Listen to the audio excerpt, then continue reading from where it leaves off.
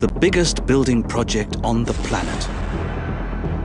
Crossing windswept, waterless deserts, knife-edged mountain ridges, and deep river valleys to the edge of the sea and beyond. The Great Wall of China. It has 1,000 fortified passes and 10,000 watchtowers stretching across the breadth of Asia. This military marvel has protected the Chinese people for over 2,000 years and has stood through the rise and fall of empires. Its construction was an epic achievement, achieved through epic suffering. Hundreds of thousands died building the wall, its towers rising on the broken backs of peasants and slaves. It's one of mankind's greatest monuments, but is it the legacy of genius or a testament to tragedy?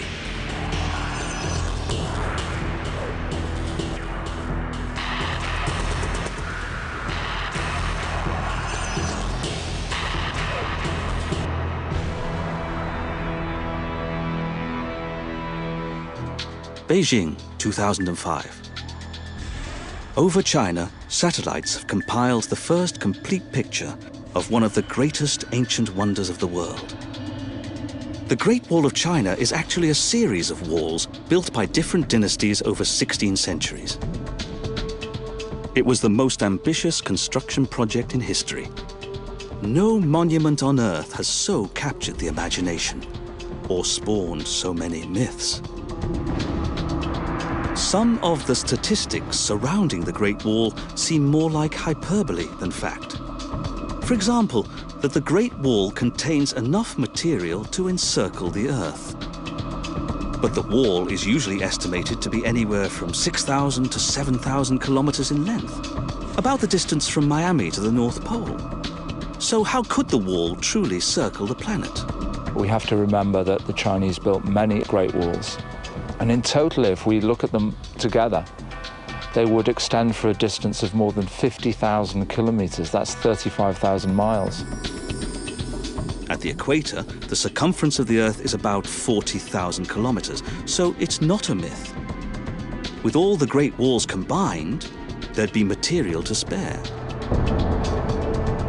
It's also been said that the Great Wall can be seen with the naked eye from the surface of the Moon. But at that distance from the Earth, no man-made details are visible. Even in low Earth orbit, astronauts have had difficulty spotting the wall. China put its first man in space in 2003, and he was asked the inevitable question. And I expected him to say with great national pride, yes, I could see our Great Wall crossing our motherland. But surprisingly, he said no. But interestingly, an American astronaut, on Apollo 17, joined the discussion, and he said, on my return to Earth, I looked out of my capsule and I could see the Great Wall of China. And he added, you only have to have good eyesight and know where to look. Among the Earthbound, geographer William Lindsay has seen more of the Great Wall than almost anyone. He's followed it from one side of China to the other. For him, calling the wall great doesn't begin to do it justice. The Great Wall, I believe, is the world's most famous building. People dream about coming to China and walking on it for just 30 minutes or an hour.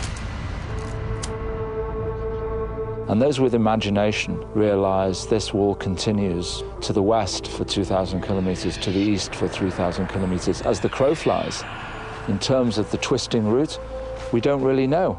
And for me, that's the great thing about the Great Wall of China. It's the most famous building in the world, and it's the least known.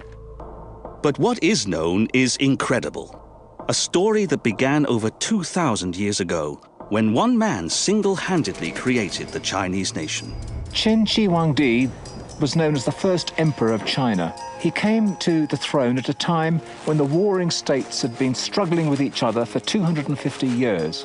And finally, he beat off his last rivals and he established the first state of China. That's why it's called China, after his name, Qin. But if China was to survive, Qin Shi Huangdi would have to deal with another formidable challenge. The warrior horsemen who plundered at will along the northern frontier. an enemy who could attack anywhere, then melt away into the deserts and mountains. The raiders came and they took not only goods, but they also took populace for slaves, and they destroyed and slaughtered. China's first emperor came up with a solution that was stunningly simple and amazingly bold. He'd stop the horsemen in their tracks by building a gigantic wall. His strategic decision would create one of the wonders of the world. But rather than ensuring their safety, the construction of the wall would bring misery to his people.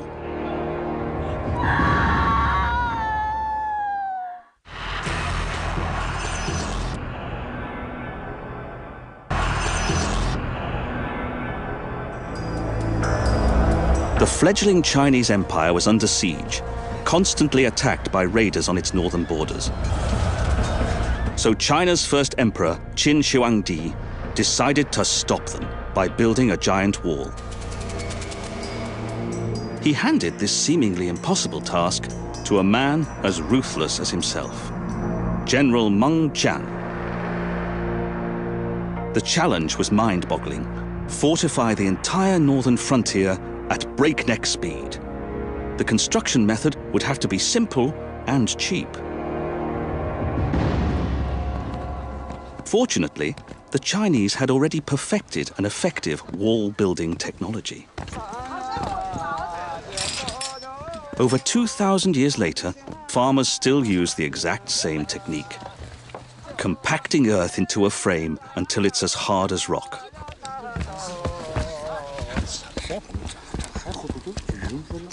But as time-lapse video shows, this is back-breaking labor and painfully slow. Even with an entire village working together, in 45 minutes, the wall rises only 5 centimeters.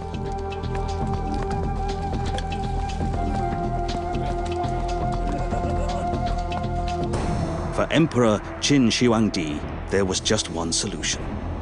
Only an immense labor force, larger than the world had ever known, could build a wall across the whole of China.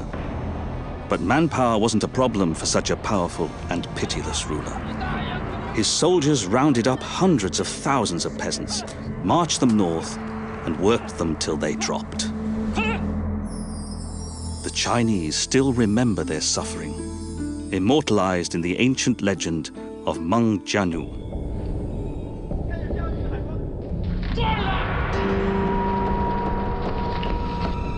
The emperor's soldiers ripped her beloved husband from her arms and dragged him away to labor on the wall.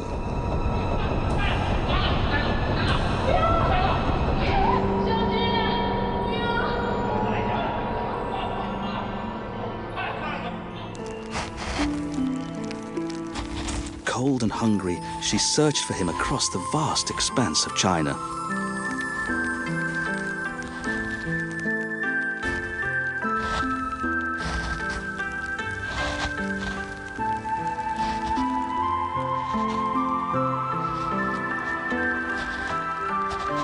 At last, she arrived at the Great Wall.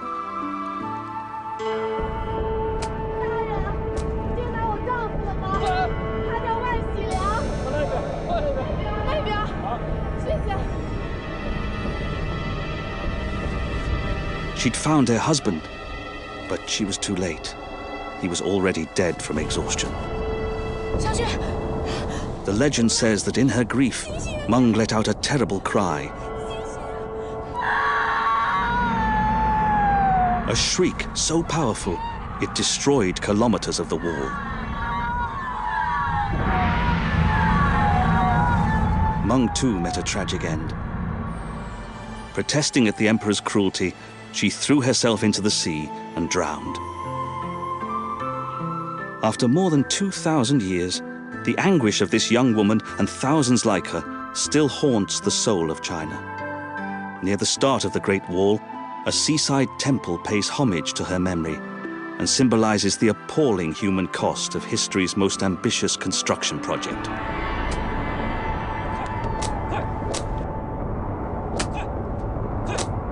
As many as 1 million workers may have died over the long construction of the Great Wall.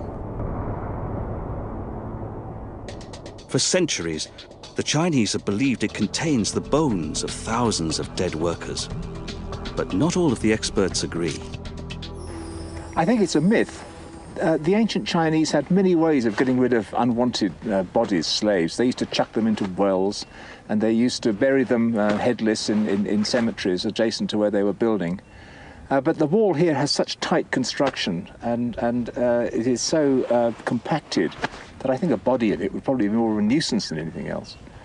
In Gansu, the Great Wall crosses some very remote places. So far, we found bits of pottery and animal bones buried inside. We haven't found any human bones yet, but I'm sure we'll find them one day. Now experts will try something never attempted before. They'll put the legend to the test. They'll use Earth-penetrating technology to search for human remains in a section of the Qin Emperor's wall.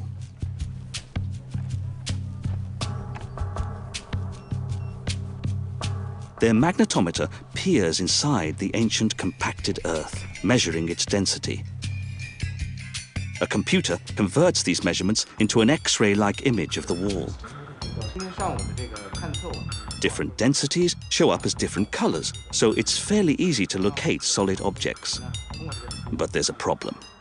The compacted Earth is almost as dense as bone. So if there were a body in the wall here, how would you recognize it?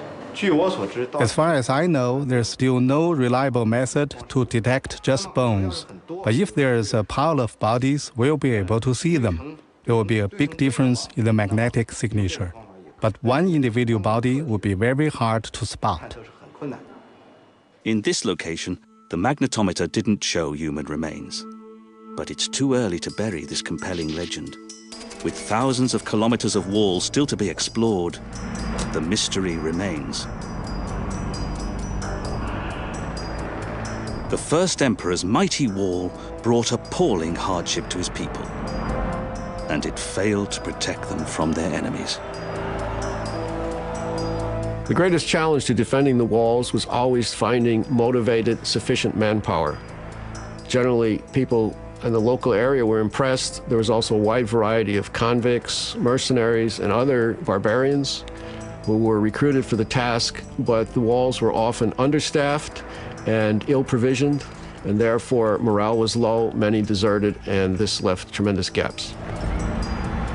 Nomad raiders rode through those gaps. Despite the enormous human cost, the Chinese were no safer. When the first emperor suddenly died in 210 BC, his subjects decided that they'd had enough of the Qin dynasty. You can imagine the smouldering discontent throughout the empire because of all the works that were going on, all the people sent up to build the wall, and consequently there were a whole series of uprisings, some led by nobles, some led by peasants, and they all converged upon the capital, killed the second Qin emperor, and that was the end of that. General Meng Qian became another casualty. He took his own life, stating that he deserved to die. His wall had been a crime against nature. The Qin dynasty lasted less than 20 years, but its engineering legacy has endured for over 2,000. Qin's wall was not abandoned. An even more ambitious dynasty would extend the wall to the very edge of the world and change it into a weapon of empire.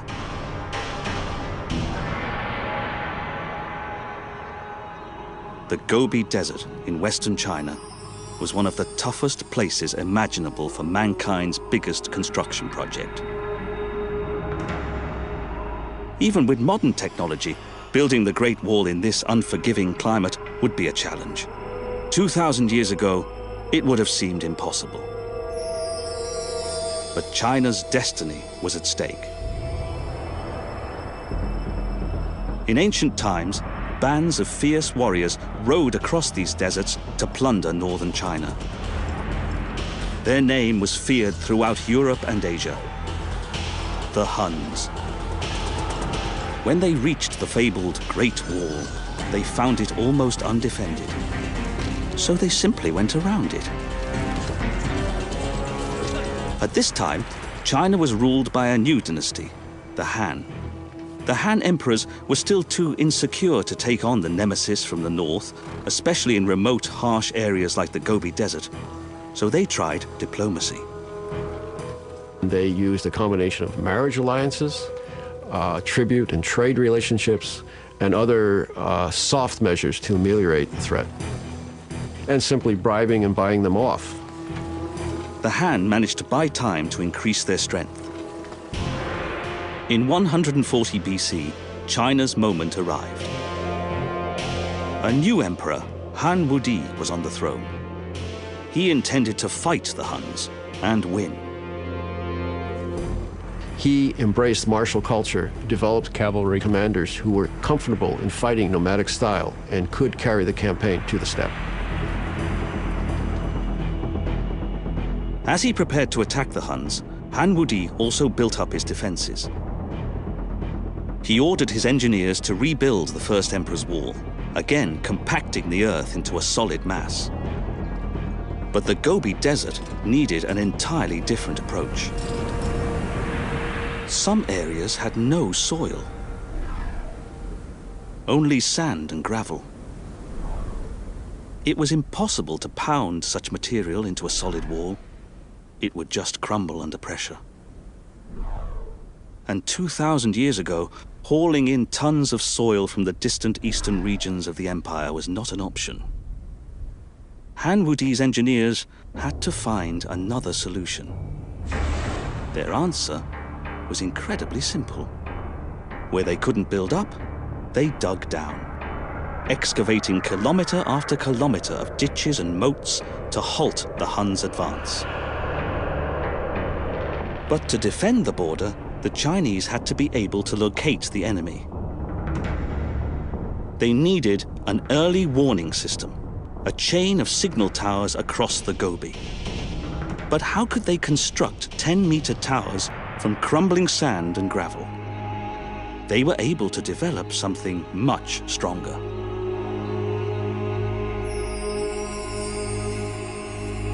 Han Wudi's engineers found that if they reinforced their sand and gravel towers with layers of reeds, they'd hold together.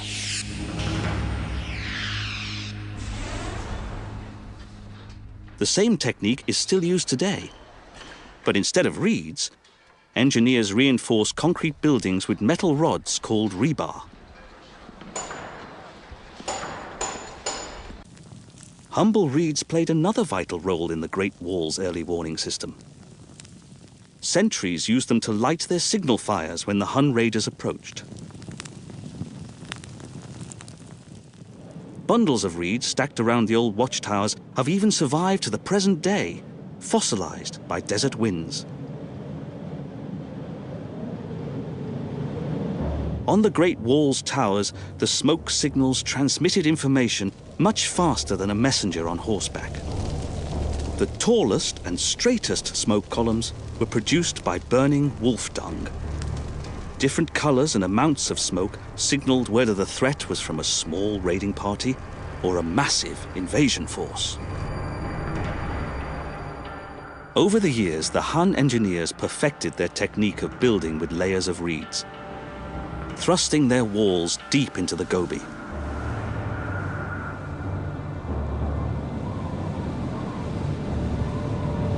Desert winds have sandblasted these once formidable battlements down to a third of their original size. But even after 20 centuries, they're still impressive. By taking the fight to the enemy, Han Wudi forced the Huns back from northern China and changed the path of world history. For the first time, merchant caravans could travel safely along the fabled Silk Route between Asia and the West, all the way to Rome. But the Hun raiders remained a constant threat. The emperor knew he'd need to protect the vital oases along the Silk Road. That meant building a fortress at remote Yumenguan, China's new western gateway. The ancient Chinese engineers would have to erect an invasion-proof stronghold. The only building material available was soft clay, blown south from Mongolia. The challenge pushed their rammed earth building system to the limit.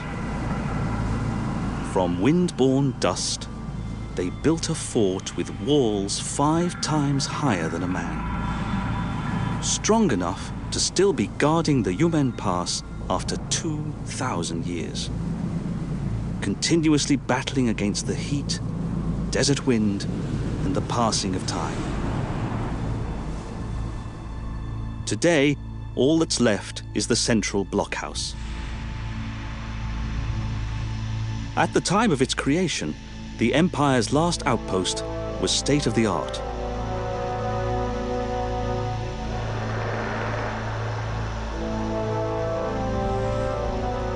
As its first line of defense, the Chinese developed a clever alarm system, a ditch filled with fine sand just outside the walls. Anyone spying on the fort at night would leave telltale footprints. For the Chinese, Yumenguan was also the last outpost of their civilization. Beyond its walls lay the realms of the nomad warriors.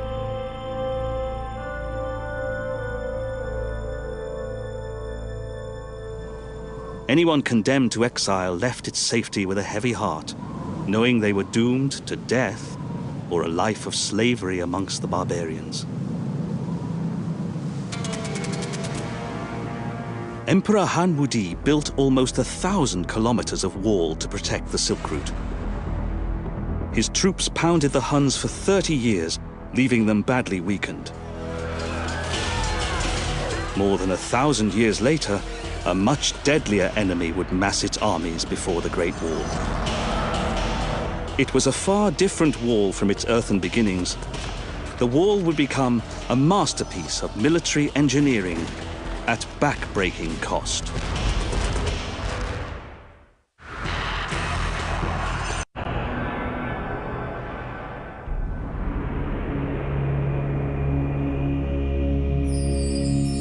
"2,000 years ago, engineers of China's Han Dynasty achieved the impossible. They extended the Great Wall across one of the harshest deserts on Earth, driving back the Huns.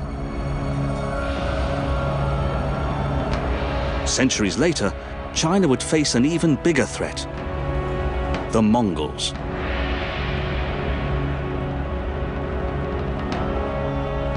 In the 13th century, Genghis Khan and his terrifying armies burst out of Central Asia, carving out an empire that stretched all the way to Europe. The Mongols overran China and ruled it for 100 years, until a new dynasty, the Ming, pushed them back across the border. The year was 1368. And the Ming wanted to make sure China never fell prey to the Mongols again. So they set about building the Ming Dynasty Great Wall, which turned out to be the most elaborate and extensive and strongest system of border defenses in Chinese history. And the Chinese were prepared to go to any lengths, any amount of labor, money, time, to make sure their civilization would not be disturbed again.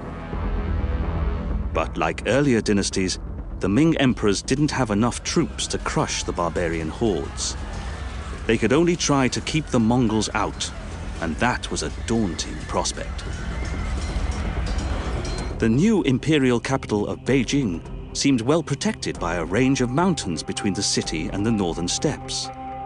But a series of passes sliced through these mountains, and for the Mongol horsemen, these were natural roadways leading to the heart of the Ming capital. To protect their city and their empire, the Ming would have to fortify every one of those passes. Unlike earlier dynasties, they didn't leave such an important task to enslaved peasants. Instead, they called on their best engineers and soldiers. Their leader was the brilliant general Qi Jiguang. The outstanding character of the Ming Dynasty was Qi Jiguang, the commander of this military region just north of the ancient capital of Beijing. And he was a man that spent a long time out here in the field, And he saw that a lot of effort was going into Great Wall construction, but he felt it didn't necessarily guarantee a good military performance. So he advocated greater manning levels on the wall, and that needed accommodation. So the towers with enclosed space, rooms, were his design.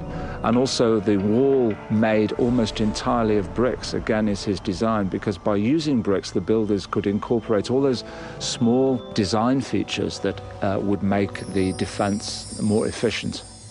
For sure, during the Ming Dynasty, Qi Ji Guang was Mr. Great Wall. Qi Ji Guang's toughest defensive challenge would lie at Gubeikou. 500 years ago, Gubeikou was the weakest point in Beijing's defenses, a pass that offered invaders a straight route into the heart of the capital. It's an easy invasion route for men on horseback and a defender's worst nightmare.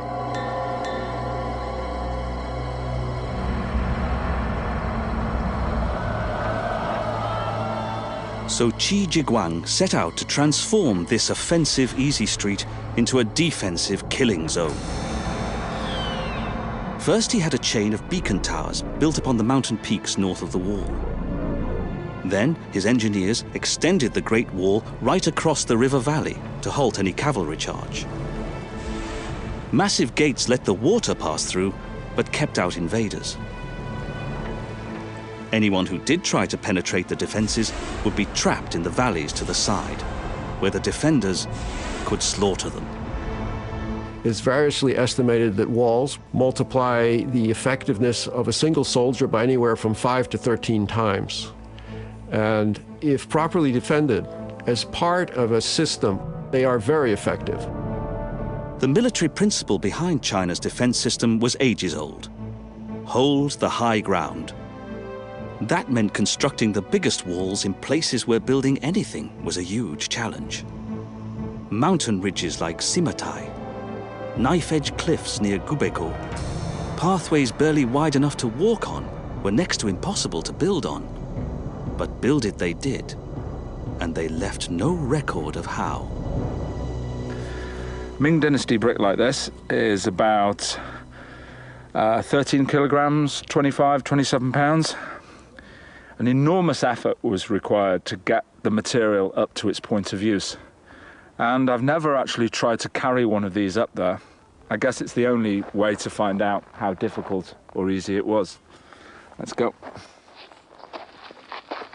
There are no logistical records detailing the basics of wall building, how the material was moved, whether they used animals, whether they used levers.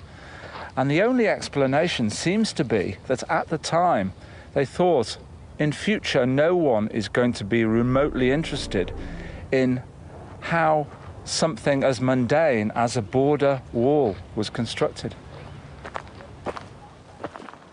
Oh, finally, one brick, more than 5 minutes. Whew. The amazing thing for me is that we don't know how many bricks this Ming Dynasty wall contains, but everyone has been carried up here. Everyone has the fingerprints and the sweat of a builder.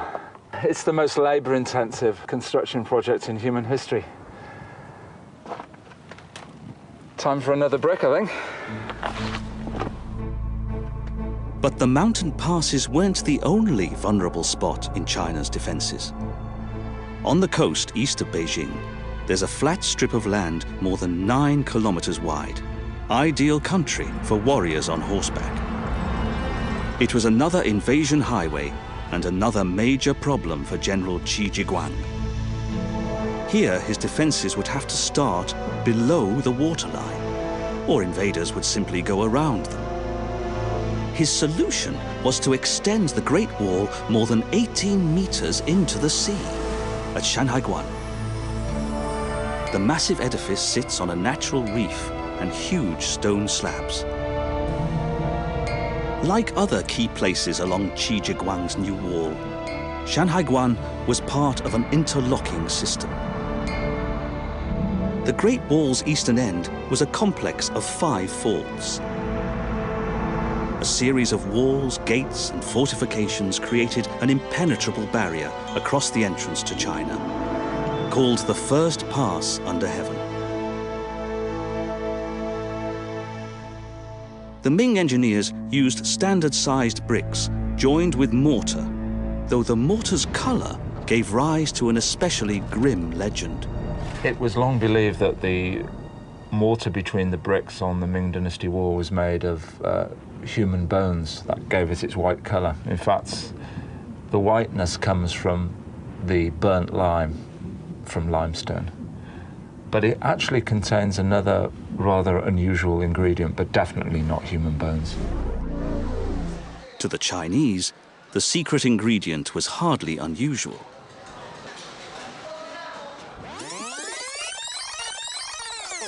The emperor's engineers found that the high starch content of rice helped the mortar bond firmly to the bricks. Centuries later, the strength of this unlikely mix still shows. In places where wind and rain have worn away the wall, the mortar has outlasted the bricks. The sturdy Ming walls helped keep towns like Shanhaiguan safe for generations. But General Qi Jiguang knew better than to rely on mere bricks and mortar for protection. Just as important were the men who guarded the walls and the weapons they carried. His combination of strong fortifications, solidly trained soldiers, and powerful weapons would always give well-placed defenders the edge. The Chinese also had repeating and multiple bolt crossbows so that they could fire several shots in a minute from the repeating bolt. They also had larger versions capable of ranges of 1,000 yards or more, which were known to take down 6 men and their horses at once. Young Fuxi is a bowmaker. The trade has been in his family for generations. He still makes crossbows just like those that defended the Great Wall against the Mongols. Nomads out on the steppes couldn't make the complicated trigger mechanisms, so the Chinese had a head start in the arms race. The crossbow was the AK-47 of its day, lethal at short range and able to be reloaded quickly. The semi-automatic version could fire 10 shots in 20 seconds.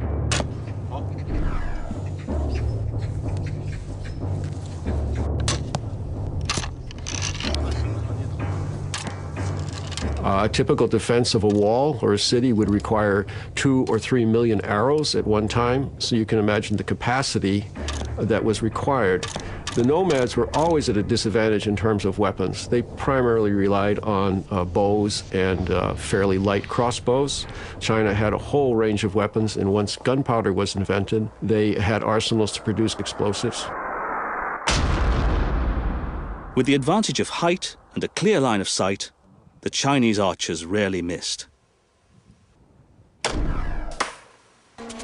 General Qi Jiguang had planned for every contingency. His men held every bit of high ground. He'd interlinked his defenses, so troops in one tower could defend their comrades in another. And if attackers made it onto the wall, the defenders could fight them every step of the way.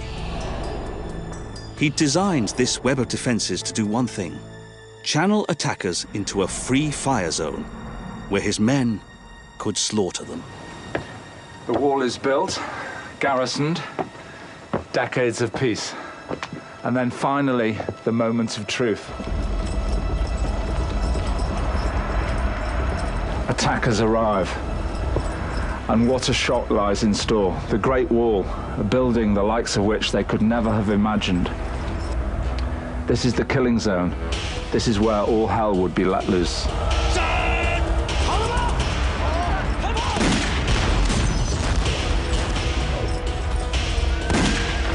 From the wall itself, the release of arrows and cannon fire.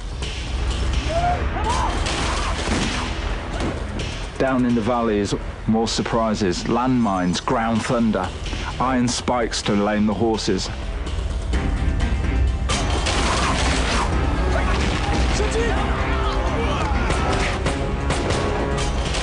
With such impregnable defenses and superior technology, the Ming emperors were confident that their capital would be safe.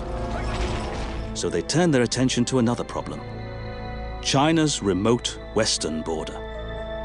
There, the Great Wall ended in one of the emptiest deserts in the world, where caravans traveled along the fabled Silk Route. The merchants' taxes helped fill the imperial coffers, but they were easy prey for nomadic bandits. And that meant building new and massive fortifications between the mountains and the desert at a place called Jiayuguan. The Jiayuguan fort would have to be incredibly strong. In this isolated area, a besieged garrison might have to hold out for weeks before help arrived. Somehow, the engineers had to conjure up a vision of empire from crumbling bits of gravel and sand. They came up with an ingenious design. A fort within a fort. Double protection for the defenders and double trouble for invaders. Jiayuguan's layout ensured that anyone entering the fort was always visible and vulnerable. From their perches on the ramparts, sentries could pick off any target at will. Anyone who entered had to navigate a daunting maze of gates and passageways, towers and walls, a Chinese puzzle designed to confuse attackers.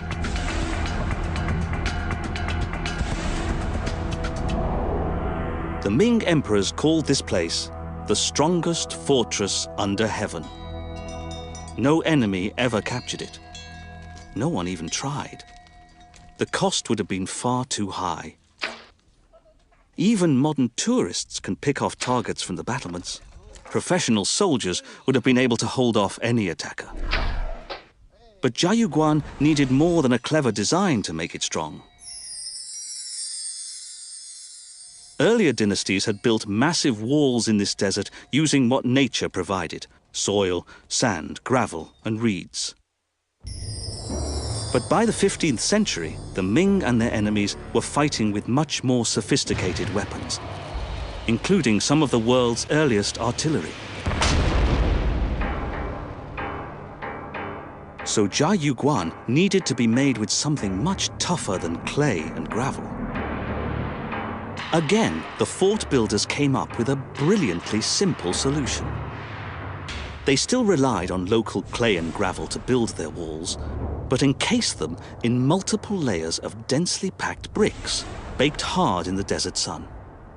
And they made sure to build in arrow slits to discourage tampering. Jiayuguan's thick skin transformed it into an armored fortress and created another Great Wall legend, the story of the last brick. It's said that the architect in charge of the project calculated precisely how many bricks he needed. But he was also warned by the administrators. If there were any mistakes, of course, there would be heads rolling. Well, what happened? The fortress was completed and there was one brick left over, and they put it on a ledge above one of the archways. And the architect was asked, "Hey, what's this? The last brick of the Great Wall, it wasn't required." The explanation he gave was the brick had in fact been placed there by a supernatural being. And when people heard this, no one dared to remove it because they thought the fortress would be conquered, and the brick is still there to this day. Jiayuguan was an architectural triumph, but it still stood alone on the western border, far from any other garrisons. Unless its commander could signal for help, attackers might still overwhelm it and threaten all of Western China. So the Chinese army harnessed the desert winds. Ming military planners perfected an imperial smoke signaling system. Jiayuguan's commander could send a message to Beijing almost 2,000 kilometers away in just one day. Finally, safe behind their massive walls, the Ming emperors ruled China for almost 300 years. By the early 1600s, the Great Wall was stronger than ever. But the dynasty that had invested so much in it was about to crumble. The Ming Empire was in turmoil. and its walls would not protect it from trouble within.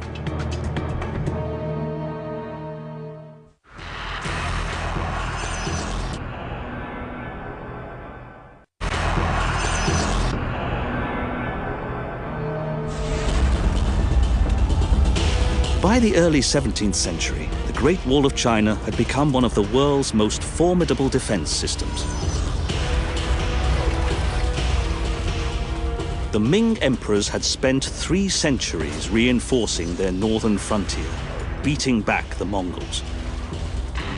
They lined earthen walls with brick to withstand cannonballs and catapults, and developed superior weapons technology. The Great Wall should have kept the Ming in power forever. But their fortifications were only as strong as the loyalty of the people within them. One of the main problems of walls is that they are often overcome because of subversion. Nomadic people offered great incentives to anyone who would defect, and in fact promised to spare the lives of people who would surrender. Shanhaiguan on the Yellow Sea. This wide coastal plain had always been an easy road to riches for marauding horsemen. But the Chinese had stopped them by building an impenetrable barrier.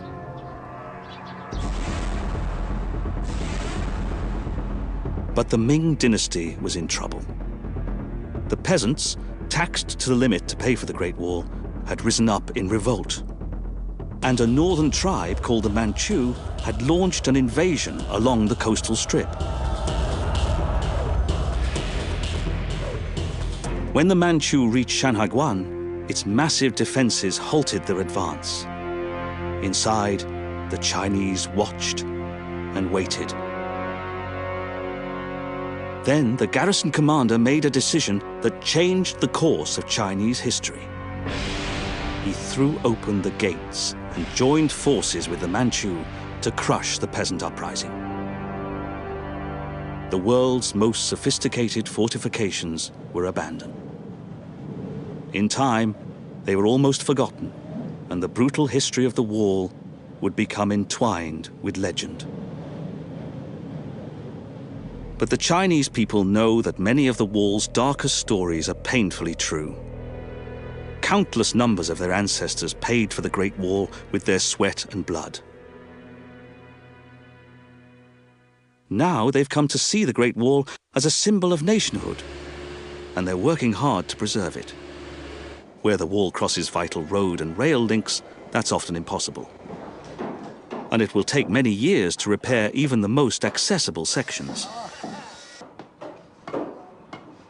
Machines can perform some of the once back-breaking tasks, but the sheer scale of the project is staggering.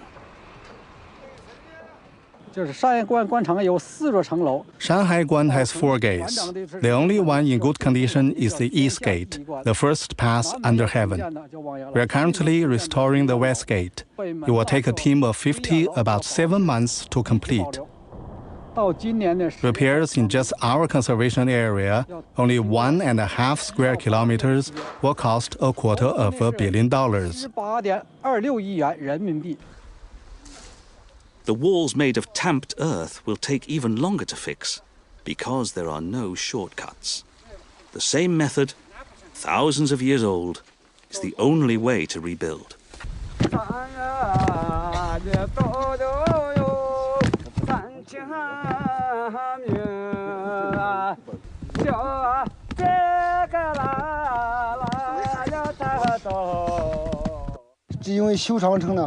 There's no way you can use a machine to build this type of wall. The soil is dry. It can't be piled up.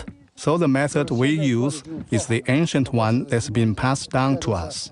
Of course, the material isn't expensive. It's just dirt. But labor costs are high because all the earth has to be carried up on the backs of people. Scientists plan to map the entire wall system right across China. But in many places it can be difficult to find the wall at all. So they're using satellites and aircraft with remote sensing to reveal sections of the wall that have vanished over the centuries. At a laboratory in Beijing, experts are rebuilding Shanhaiguan digitally. someday it should be possible to travel the entire length of the Great Wall in cyberspace. The defensive walls that still stretch across northern China are on a scale that dwarfs every other construction on Earth. They cut through all kinds of terrain, beneath the sea, over jagged mountain ranges, across unforgiving deserts. Over the centuries, the wall builders faced endless challenges and found ingenious ways to overcome them. The Great Wall is a remarkable edifice and a testament to human achievement and to organization, the ability to draw men together, whether willingly or not, and far exceeds any such accomplishment in the West, including the Egyptian ability to create the Great Pyramids. It was essential to make the wall stronger because this was not a conflict that lasted 10 years or 100 years. It was a protracted and violent cultural conflict. Over 2 millennia of combating their enemies, the Chinese perfected the art of war and the science of defense. They developed technology that is still used in construction today. But China's peasants paid a terrible price, experiencing suffering on an epic scale. More than military might or engineering genius, the Great Wall symbolizes China's determination to survive at any cost.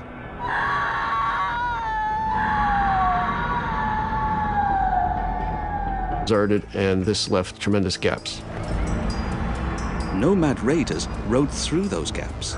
Despite the enormous human cost, the Chinese were no safer. When the first emperor suddenly died in 210 BC, his subjects decided that they'd had enough of the Qin dynasty. You can imagine the smouldering discontent throughout the empire because of all the works that were going on, all the people sent up to build the wall, and consequently there were a whole series of uprisings, some led by nobles, some led by peasants, and they all converged upon the capital, killed the second Qin emperor, and that was the end of that. General Meng Qian became another casualty. He took his own life, stating that he deserved to die. His wall had been a crime against nature. The Qin dynasty lasted less than 20 years, but its engineering legacy has endured for over 2,000. Qin's wall was not abandoned. An even more ambitious dynasty would extend the wall to the very edge of the world and change it into a weapon of empire.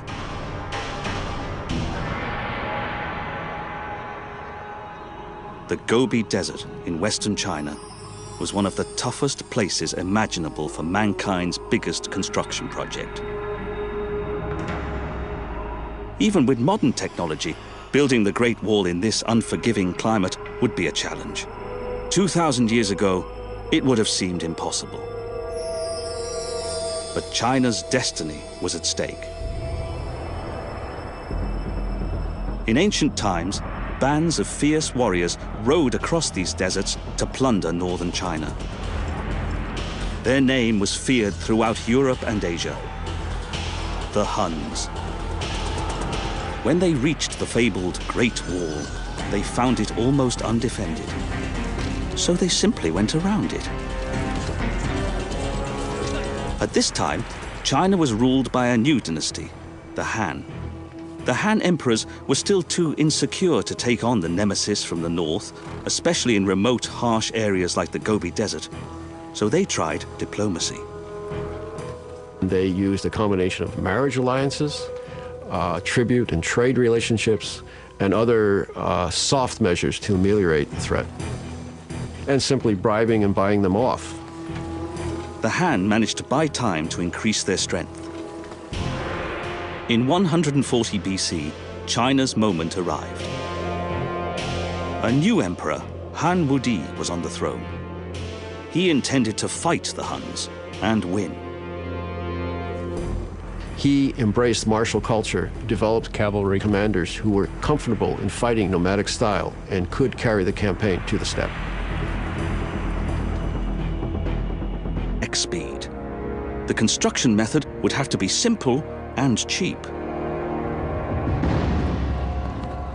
Fortunately, the Chinese had already perfected an effective wall-building technology. Over 2,000 years later, farmers still use the exact same technique, compacting earth into a frame until it's as hard as rock.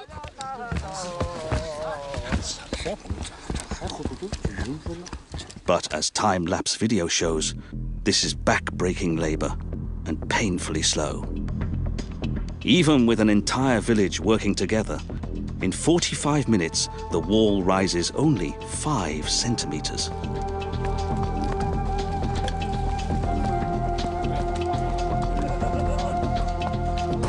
For Emperor Qin Shi Huangdi, there was just one solution. Only an immense labor force, larger than the world had ever known, could build a wall across the whole of China. But manpower wasn't a problem for such a powerful and pitiless ruler. His soldiers rounded up hundreds of thousands of peasants, marched them north, and worked them till they dropped. The Chinese still remember their suffering, immortalized in the ancient legend of Meng Jianu.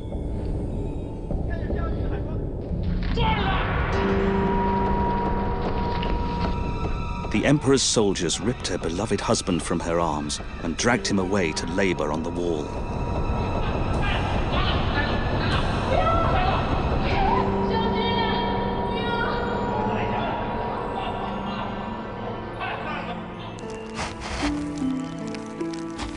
Cold and hungry, she searched for him across the vast expanse of China.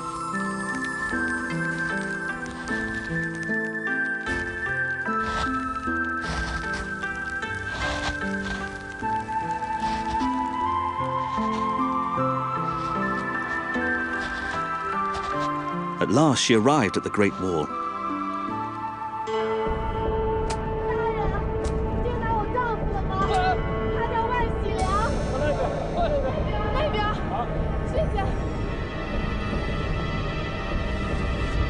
She'd found her husband, but she was too late. He was already dead from exhaustion. The legend says that in her grief, Meng let out a terrible cry. A shriek so powerful, it destroyed kilometers of the wall. Meng too met a tragic end.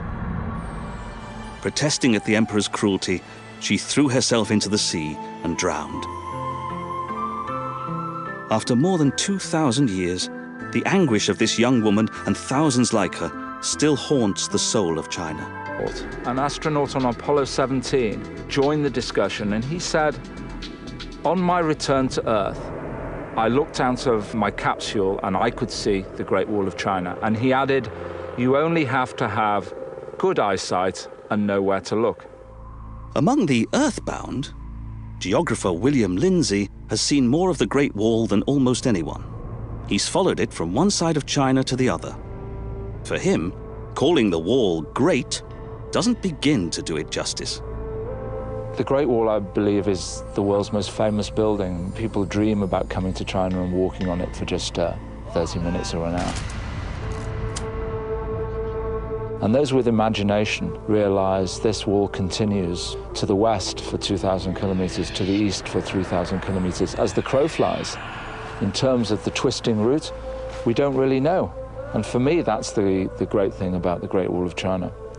It's the most famous building in the world, and it's the least known. But what is known is incredible. A story that began over 2,000 years ago, when one man single-handedly created the Chinese nation. Qin Shi Huangdi was known as the first emperor of China. He came to the throne at a time when the warring states had been struggling with each other for 250 years. And finally, he beat off his last rivals and he established the first state of China. That's why it's called China, after his name, Qin. But if China was to survive, Qin Shi Huangdi would have to deal with another formidable challenge. The warrior horsemen who plundered at will along the northern frontier.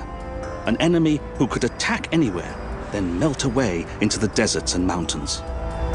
The raiders came and they took not only goods, but they also took populace for slaves, and they destroyed and slaughtered. China's first emperor came up with a solution that was stunningly simple and amazingly bold. He'd stop the horsemen in their tracks by building a gigantic wall. His strategic decision would create one of the wonders of the world. But rather than ensuring their safety, the construction of the wall would bring misery to his people.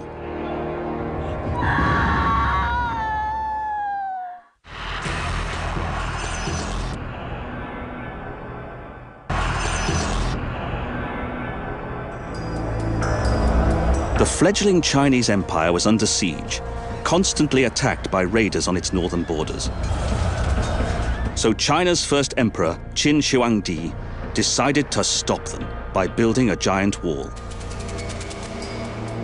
He handed this seemingly impossible task to a man as ruthless as himself, General Meng Jian.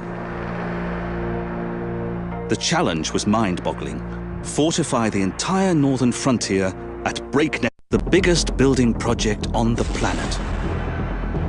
Crossing windswept, waterless deserts, knife-edged mountain ridges, and deep river valleys to the edge of the sea and beyond.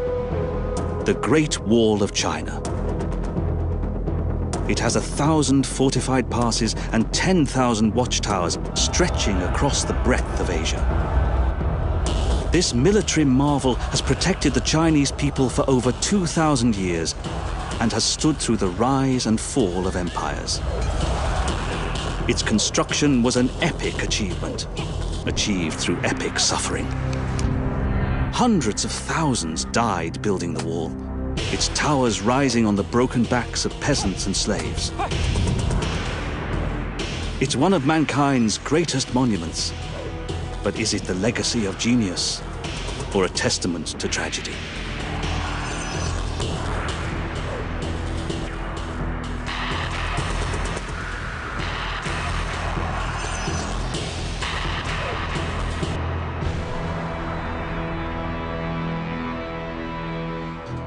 Beijing, 2005.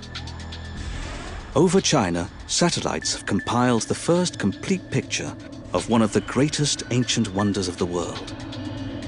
The Great Wall of China is actually a series of walls built by different dynasties over 16 centuries. It was the most ambitious construction project in history. No monument on Earth has so captured the imagination or spawned so many myths. Some of the statistics surrounding the Great Wall seem more like hyperbole than fact. For example, that the Great Wall contains enough material to encircle the Earth. But the wall is usually estimated to be anywhere from 6,000 to 7,000 kilometers in length, about the distance from Miami to the North Pole. So how could the wall truly circle the planet? We have to remember that the Chinese built many Great Walls. And in total, if we look at them together, they would extend for a distance of more than 50,000 kilometers. That's 35,000 miles. At the equator, the circumference of the Earth is about 40,000 kilometers, so it's not a myth. With all the Great Walls combined, there'd be material to spare. It's also been said that the Great Wall can be seen with the naked eye from the surface of the Moon. But at that distance from the Earth, no man-made details are visible. Even in low Earth orbit, astronauts have had difficulty spotting the wall. China put its first man in space in 2003, and he was asked the inevitable question. And I expected him to say with great national pride, yes, I could see our Great Wall crossing our motherland. But surprisingly, he said no. But interestingly, an American astronaut. Near the start of the Great Wall, a seaside temple pays homage to her memory and symbolizes the appalling human cost of history's most ambitious construction project.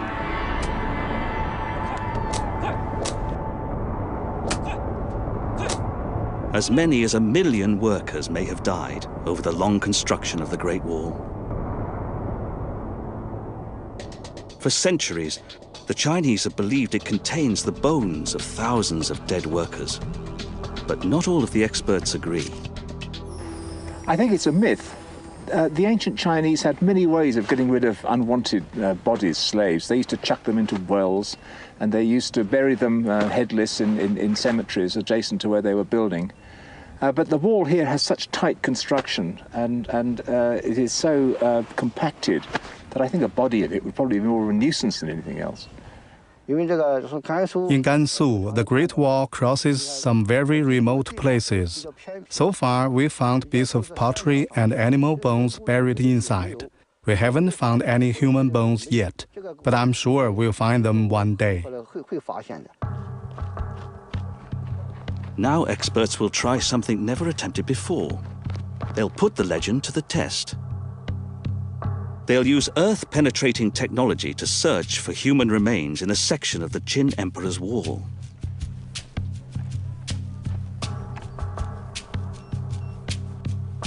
Their magnetometer peers inside the ancient compacted Earth, measuring its density.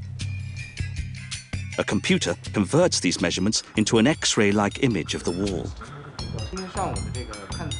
Different densities show up as different colors, so it's fairly easy to locate solid objects. But there's a problem. The compacted Earth is almost as dense as bone. So if there were a body in the wall here, how would you recognize it? As far as I know, there's still no reliable method to detect just bones. But if there's a pile of bodies, we'll be able to see them. There will be a big difference in the magnetic signature. But one individual body would be very hard to spot. In this location, the magnetometer didn't show human remains. But it's too early to bury this compelling legend. With thousands of kilometers of wall still to be explored, the mystery remains. The first emperor's mighty wall brought appalling hardship to his people, and it failed to protect them from their enemies. The greatest challenge to defending the walls was always finding motivated, sufficient manpower. Generally, people in the local area were impressed. There was also a wide variety of convicts, mercenaries, and other barbarians who were recruited for the task, but the walls were often understaffed and ill-provisioned, and therefore morale was low. Many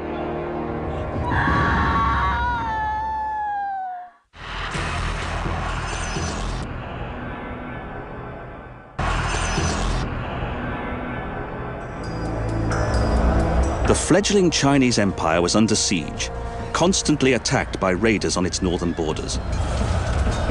So China's first emperor, Qin Shi Huangdi, decided to stop them by building a giant wall. He handed this seemingly impossible task to a man as ruthless as himself, General Meng Jian. The challenge was mind-boggling: fortify the entire northern frontier at breakneck speed. The construction method would have to be simple and cheap. Fortunately, the Chinese had already perfected an effective wall-building technology. Over 2,000 years later, farmers still use the exact same technique, compacting earth into a frame until it's as hard as rock.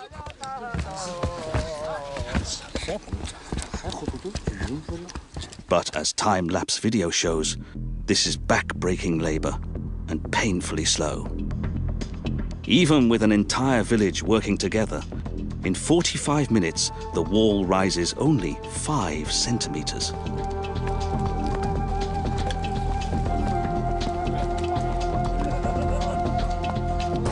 For Emperor Qin Shi Huangdi, there was just one solution.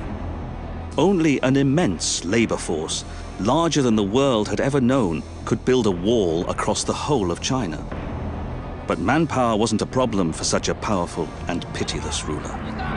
His soldiers rounded up hundreds of thousands of peasants, marched them north, and worked them till they dropped. The Chinese still remember their suffering, immortalized in the ancient legend of Meng Jianu.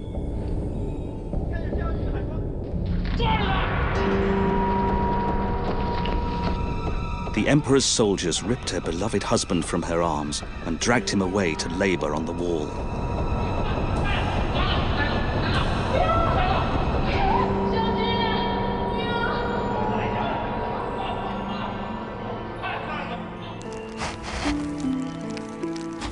Cold and hungry, she searched for him across the vast expanse of China.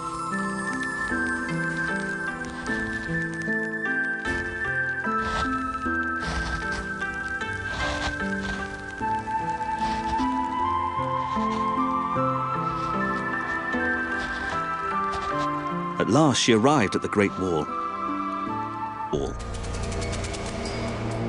He handed this seemingly impossible task to a man as ruthless as himself, General Meng Qian. The challenge was mind-boggling. Fortify the entire northern frontier at breakneck, the biggest building project on the planet. Crossing windswept, waterless deserts, knife-edged mountain ridges, and deep river valleys to the edge of the sea and beyond. The Great Wall of China. It has 1,000 fortified passes and 10,000 watchtowers stretching across the breadth of Asia. This military marvel has protected the Chinese people for over 2,000 years and has stood through the rise and fall of empires. Its construction was an epic achievement, achieved through epic suffering. Hundreds of thousands died building the wall, its towers rising on the broken backs of peasants and slaves. It's one of mankind's greatest monuments, but is it the legacy of genius or a testament to tragedy?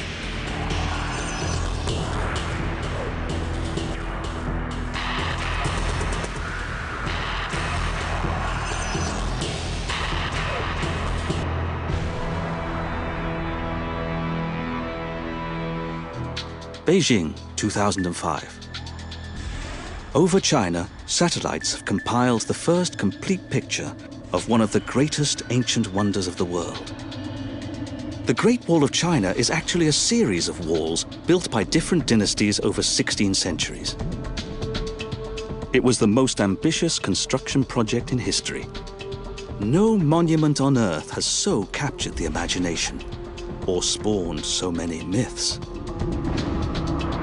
Some of the statistics surrounding the Great Wall seem more like hyperbole than fact.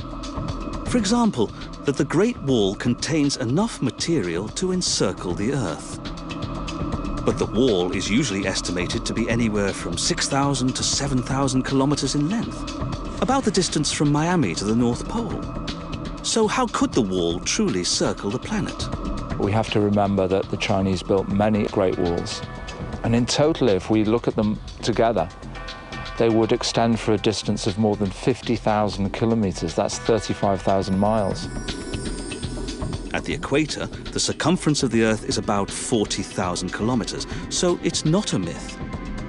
With all the Great Walls combined, there'd be material to spare. It's also been said that the Great Wall can be seen with the naked eye from the surface of the moon, within a fort. Double protection for the defenders and double trouble for invaders. Jiayuguan's layout ensured that anyone entering the fort was always visible and vulnerable. From their perches on the ramparts, sentries could pick off any target at will. Anyone who entered had to navigate a daunting maze of gates and passageways, towers and walls, a Chinese puzzle designed to confuse attackers.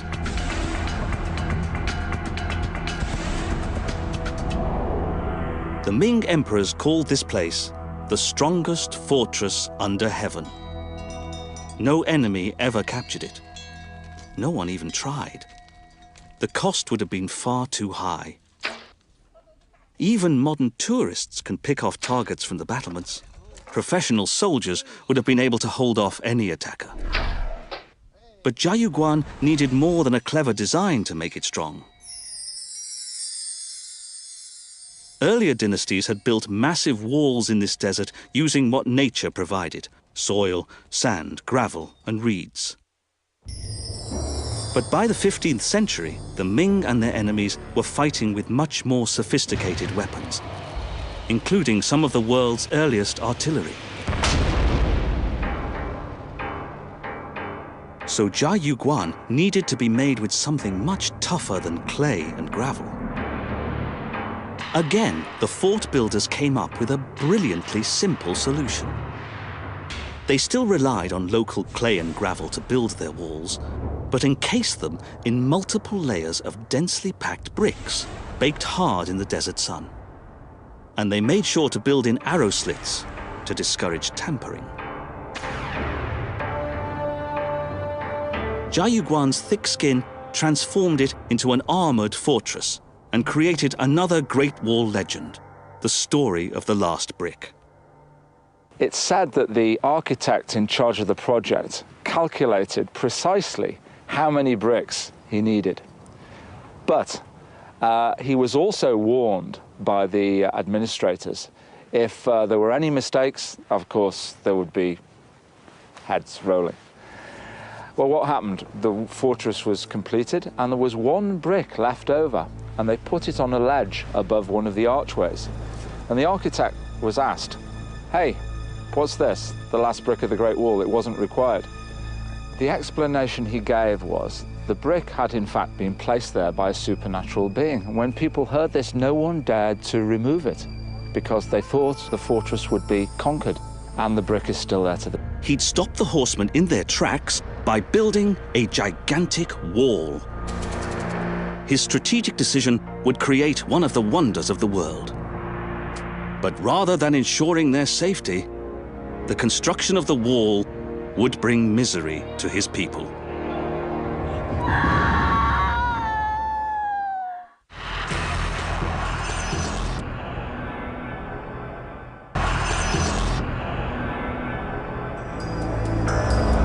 The fledgling Chinese empire was under siege, constantly attacked by raiders on its northern borders.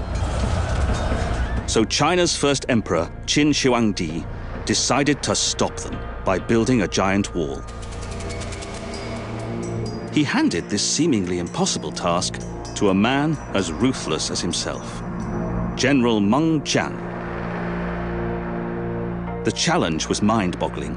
Fortify the entire northern frontier at breakneck, the biggest building project on the planet. Crossing windswept, waterless deserts, knife-edged mountain ridges, and deep river valleys to the edge of the sea and beyond. The Great Wall of China. It has 1,000 fortified passes and 10,000 watchtowers stretching across the breadth of Asia. This military marvel has protected the Chinese people for over 2,000 years and has stood through the rise and fall of empires. Its construction was an epic achievement, achieved through epic suffering. Hundreds of thousands died building the wall, its towers rising on the broken backs of peasants and slaves. It's one of mankind's greatest monuments. But is it the legacy of genius or a testament to tragedy?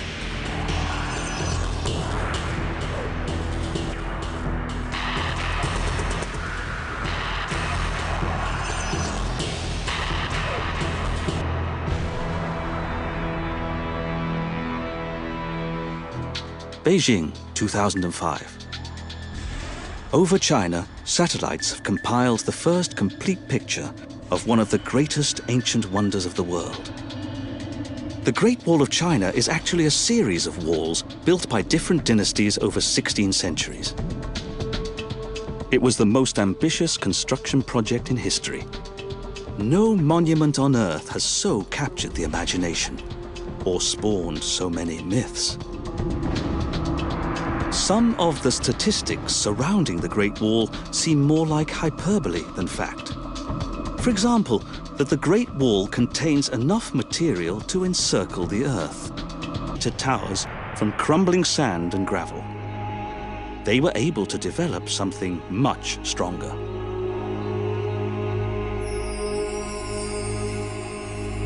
Han Wudi's engineers found that if they reinforced their sand and gravel towers with layers of reeds, they'd hold together.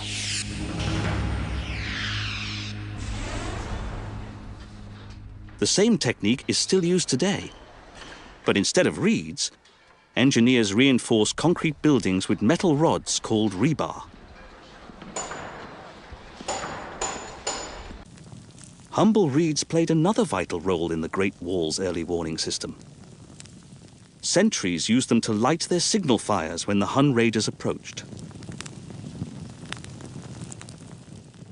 Bundles of reeds stacked around the old watchtowers have even survived to the present day, fossilized by desert winds. On the Great Wall's towers, the smoke signals transmitted information much faster than a messenger on horseback. The tallest and straightest smoke columns were produced by burning wolf dung. Different colors and amounts of smoke signaled whether the threat was from a small raiding party or a massive invasion force. Over the years, the Han engineers perfected their technique of building with layers of reeds, thrusting their walls deep into the Gobi.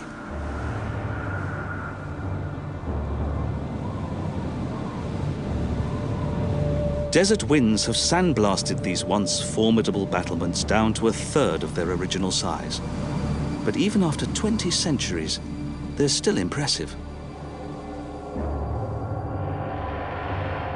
By taking the fight to the enemy, Han Wudi forced the Huns back from northern China and changed the path of world history.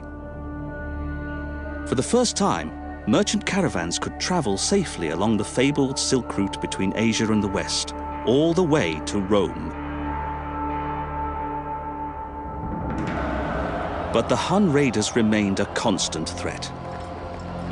The emperor knew he'd need to protect the vital oases along the Silk Road. That meant building a fortress at remote Yumenguan, China's new western gateway. The ancient Chinese engineers would have to erect an invasion-proof stronghold. The only building material available was soft clay, blown south from Mongolia.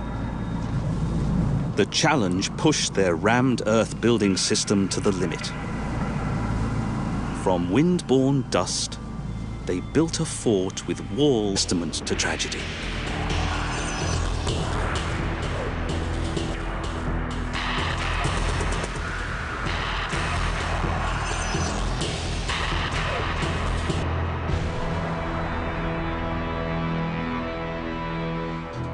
Beijing, 2005. Over China, satellites have compiled the first complete picture of one of the greatest ancient wonders of the world.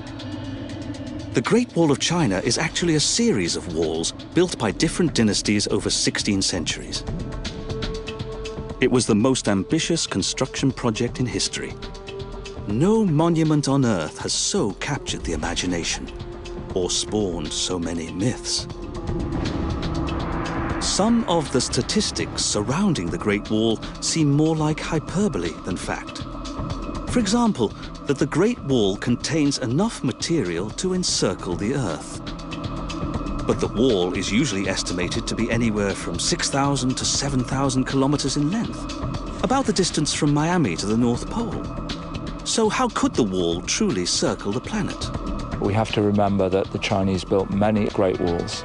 And in total, if we look at them together, they would extend for a distance of more than 50,000 kilometers. That's 35,000 miles.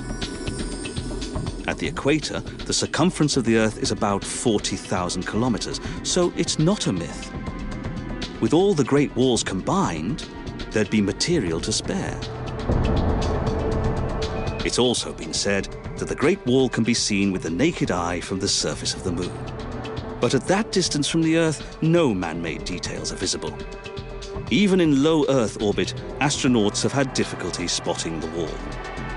China put its first man in space in 2003, and he was asked the inevitable question. And I expected him to say with great national pride, yes, I could see our Great Wall crossing our motherland. But surprisingly, he said no.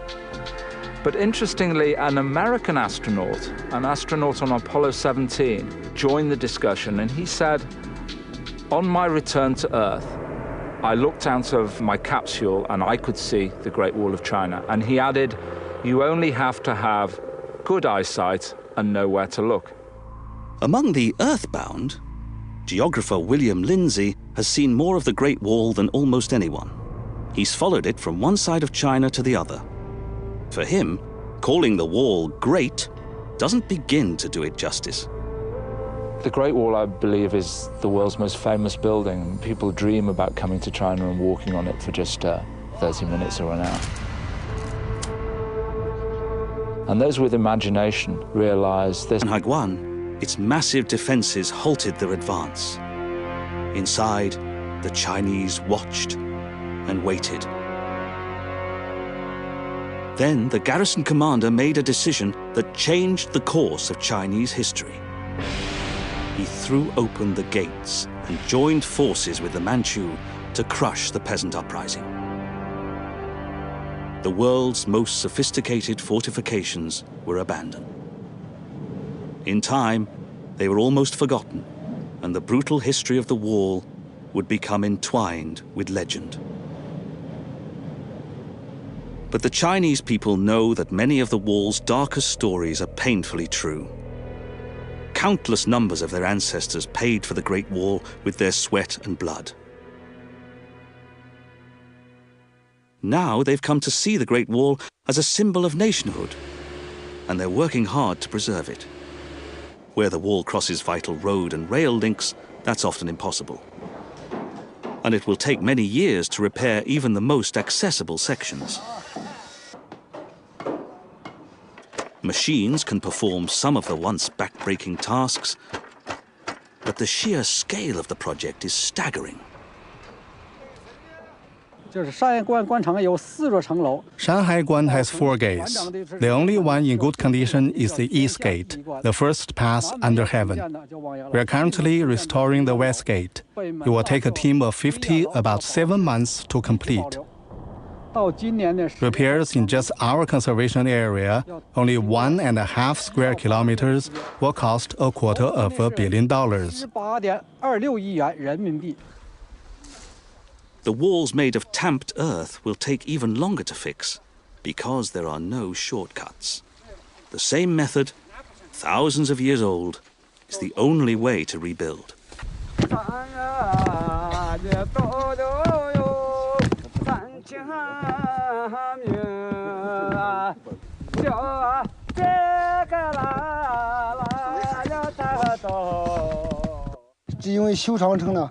There's no way you can use a machine to build this type of wall. The soil is dry. It can't be piled up. So the method we use is the ancient one that's been passed down to us. Of course, the material isn't expensive. It's just dirt. But labor costs are high because all the earth has to be carried up on the backs of people. Scientists plan to map the entire wall system right across China. But in many places it can be difficult to find the wall at all. So they're using satellites, an aircraft with remote sensing to reveal sections of the wall that are wall made almost entirely of bricks, again, is his design, because by using bricks, the builders could incorporate all those small design features that would make the defense more efficient. For sure, during the Ming Dynasty, Qi Jiguang was Mr. Great Wall. Qi Jiguang's toughest defensive challenge would lie at Gubeikou. 500 years ago, Gubeikou was the weakest point in Beijing's defenses, a pass that offered invaders a straight route into the heart of the capital. It's an easy invasion route for men on horseback and a defender's worst nightmare.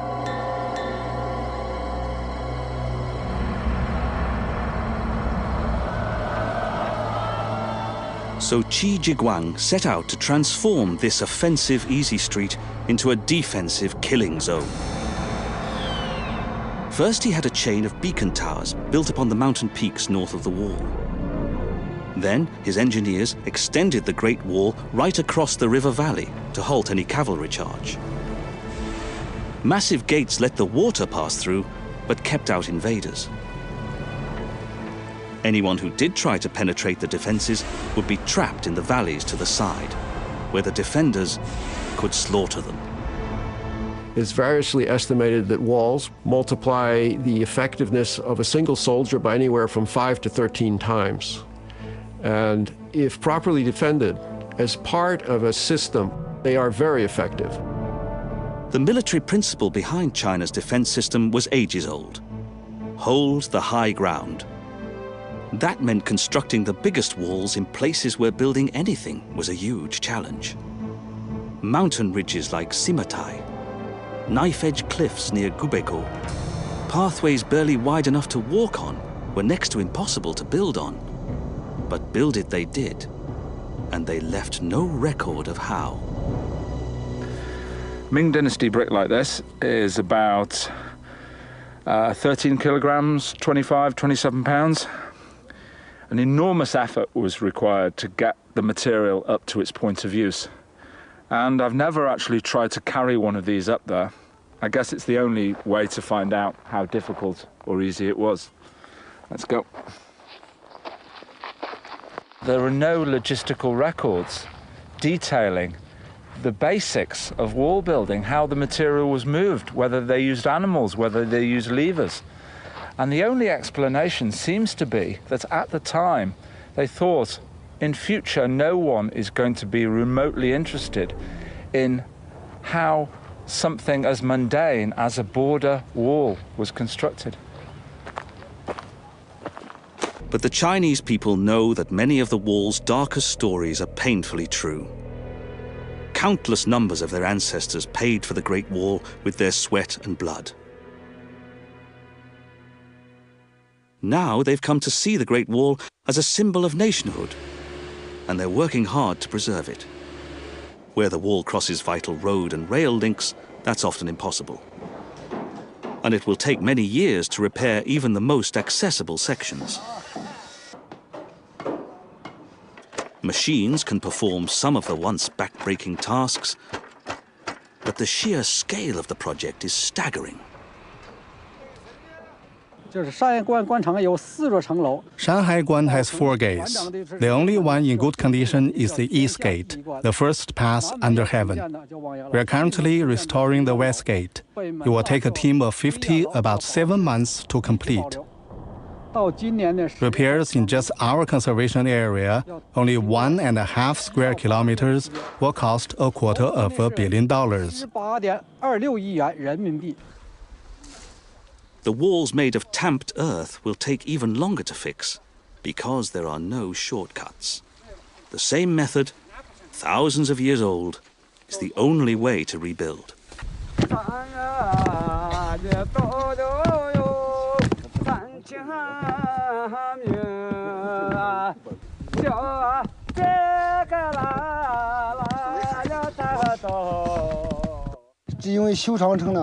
There's no way you can use a machine to build this type of wall. The soil is dry. It can't be piled up. So the method we use is the ancient one that's been passed down to us. Of course, the material isn't expensive. It's just dirt. But labor costs are high because all the earth has to be carried up on the backs of people. Scientists plan to map the entire wall system right across China. But in many places it can be difficult to find the wall at all. So they're using satellites and aircraft with remote sensing to reveal sections of the wall that have vanished over the centuries. At a laboratory in Beijing, experts are rebuilding Shanghai Guan digitally. Someday it should be possible to travel the entire length of the Great Wall in cyberspace. The defensive walls that still stretch across northern China are on a scale that dwarfs every other construction on Earth. They cut through all kinds of terrain, beneath the sea, over jagged mountain ranges, across unforgiving deserts.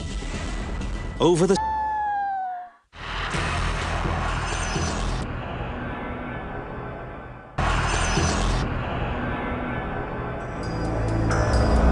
The fledgling Chinese empire was under siege, constantly attacked by raiders on its northern borders.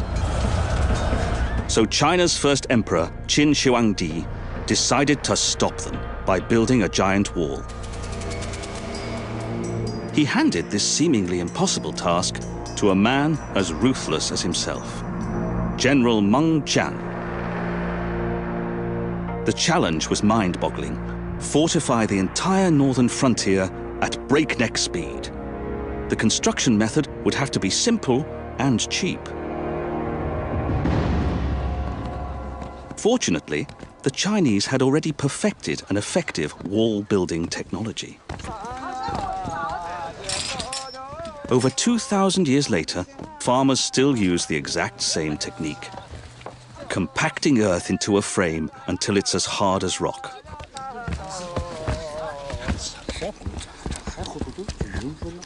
But as time-lapse video shows, this is back-breaking labor and painfully slow.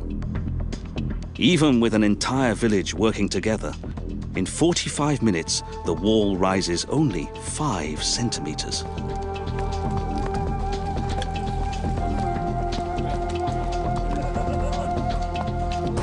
For Emperor Qin Shi Huangdi, there was just one solution.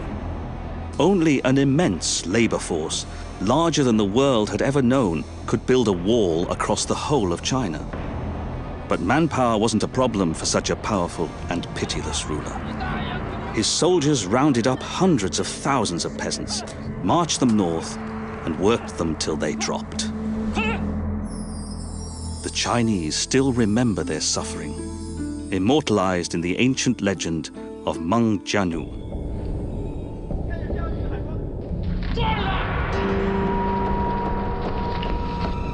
The emperor's soldiers ripped her beloved husband from her arms and dragged him away to labor on the wall.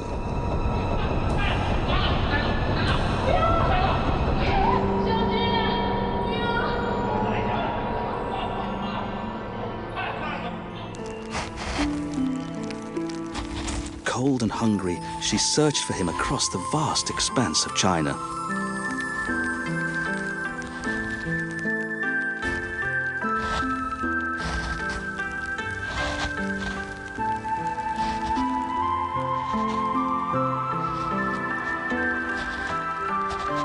At last, she arrived at the Great Wall. Such impregnable defenses and superior technology, the Ming emperors were confident that their capital would be safe. So they turned their attention to another problem: China's remote western border. There, the Great Wall ended in one of the emptiest deserts in the world, where caravans traveled along the fabled Silk Route. The merchants' taxes helped fill the imperial coffers, but they were easy prey for nomadic bandits. And that meant building new and massive fortifications between the mountains and the desert at a place called Jiayuguan. The Jiayuguan fort would have to be incredibly strong. In this isolated area, a besieged garrison might have to hold out for weeks before help arrived. Somehow, the engineers had to conjure up a vision of empire from crumbling bits of gravel and sand. They came up with an ingenious design: a fort within a fort. Double protection for the defenders and double trouble for invaders. Jiayuguan's layout ensured that anyone entering the fort was always visible and vulnerable. From their perches on the ramparts, sentries could pick off any target at will. Anyone who entered had to navigate a daunting maze of gates and passageways, towers and walls, a Chinese puzzle designed to confuse attackers.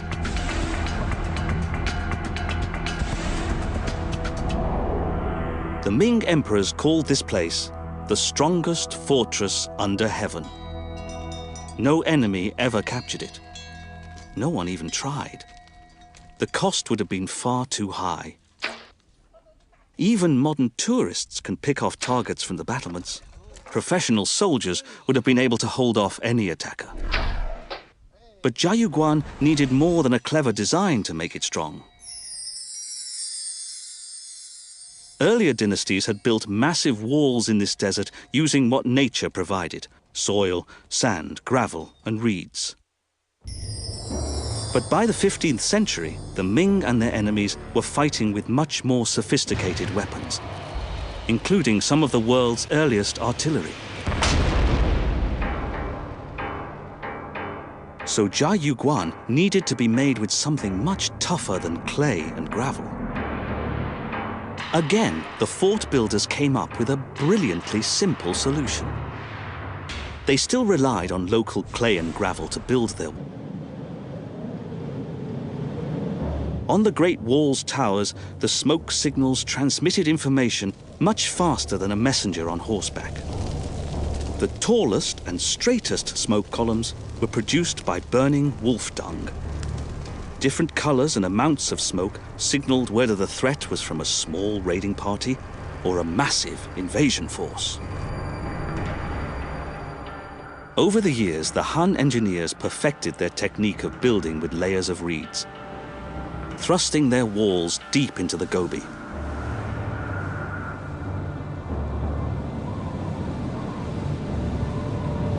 Desert winds have sandblasted these once formidable battlements down to a third of their original size.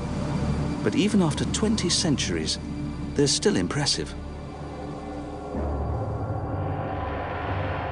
By taking the fight to the enemy, Han Wudi forced the Huns back from northern China and changed the path of world history.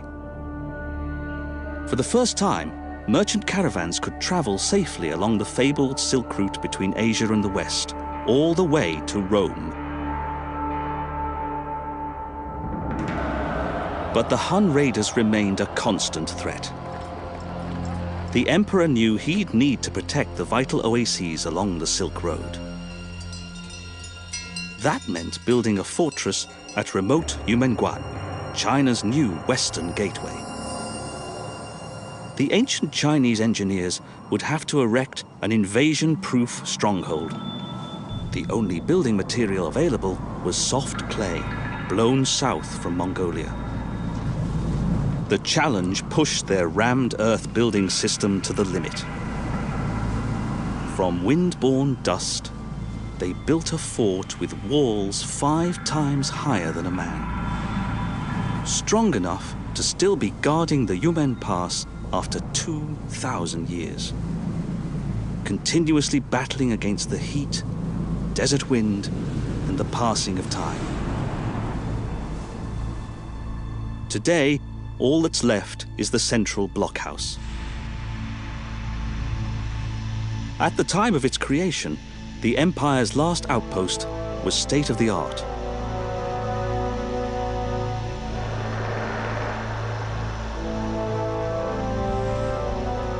As its first line of defense, the Chinese developed a clever alarm system, a ditch filled with fine sand just outside the walls. Anyone spying on the fort at night would leave telltale footprints. For the Chinese, Yumenguan was also the last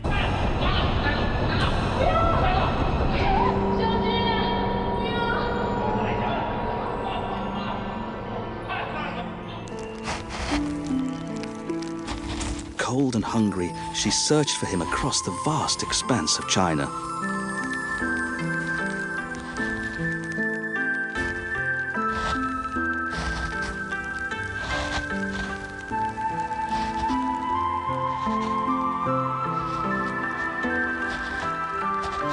At last, she arrived at the Great Wall.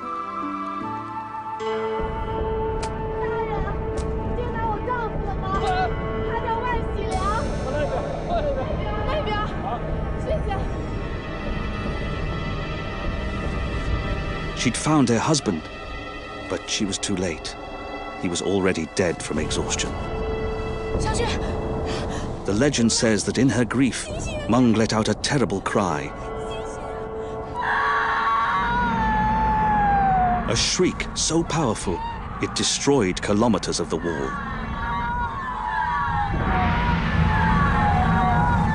Meng too met a tragic end.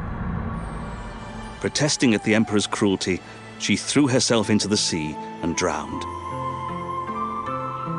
After more than 2,000 years, the anguish of this young woman and thousands like her still haunts the soul of China. Near the start of the Great Wall, a seaside temple pays homage to her memory and symbolizes the appalling human cost of history's most ambitious construction project.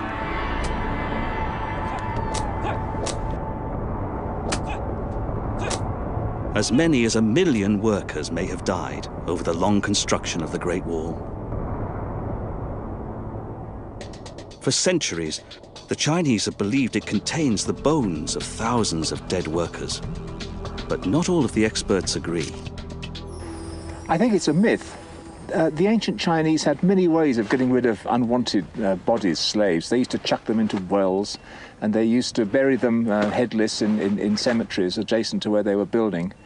But the wall here has such tight construction, and it is so compacted that I think a body in it would probably be more of a nuisance than anything else. In Gansu, the Great Wall crosses some very remote places. So far, we found bits of pottery and animal bones buried inside. We haven't found any human bones yet, but I'm sure we'll find them one day. Now experts will try something never attempted before. They'll put the legend to the test. They'll use Earth-penetrating technology to search for human remains in a section of the Qin Emperor's wall, into an X-ray-like image of the wall. Different densities show up as different colors, so it's fairly easy to locate solid objects. But there's a problem. The compacted Earth is almost as dense as bone. So if there were a body in the wall here, how would you recognize it? As far as I know, there's still no reliable method to detect just bones. But if there's a pile of bodies, we'll be able to see them. There will be a big difference in the magnetic signature. But one individual body would be very hard to spot. In this location, the magnetometer didn't show human remains. But it's too early to bury this compelling legend. With thousands of kilometers of wall still to be explored, the mystery remains. The first emperor's mighty wall brought appalling hardship to his people, and it failed to protect them from their enemies. The greatest challenge to defending the walls was always finding motivated, sufficient manpower. Generally, people in the local area were impressed. There was also a wide variety of convicts, mercenaries, and other barbarians who were recruited for the task, but the walls were often understaffed and ill-provisioned, and therefore morale was low, many deserted, and this left tremendous gaps. Nomad raiders rode through those gaps. Despite the enormous human cost, the Chinese were no safer. When the first emperor suddenly died in 210 BC, his subjects decided that they'd had enough of the Qin dynasty. You can imagine the smouldering discontent throughout the empire because of all the works that were going on, all the people sent up to build the wall, and consequently there were a whole series of uprisings, some led by nobles, some led by peasants, and they all converged upon the capital, killed the second Qin emperor, and that was the end of that. General Meng Qian became another casualty. He took his own life, stating that he deserved to die. His wall had been a crime against nature. The Qin dynasty lasted less than 20 years, but its engineering legacy has endured for over 2,000. Qin's wall was not abandoned. An even more ambitious dynasty would extend the wall to the very edge of the world and change it into a weapon of empire.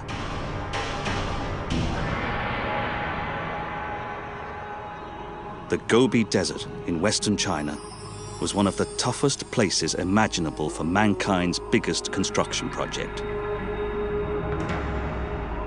Even with modern technology, building the Great Wall in this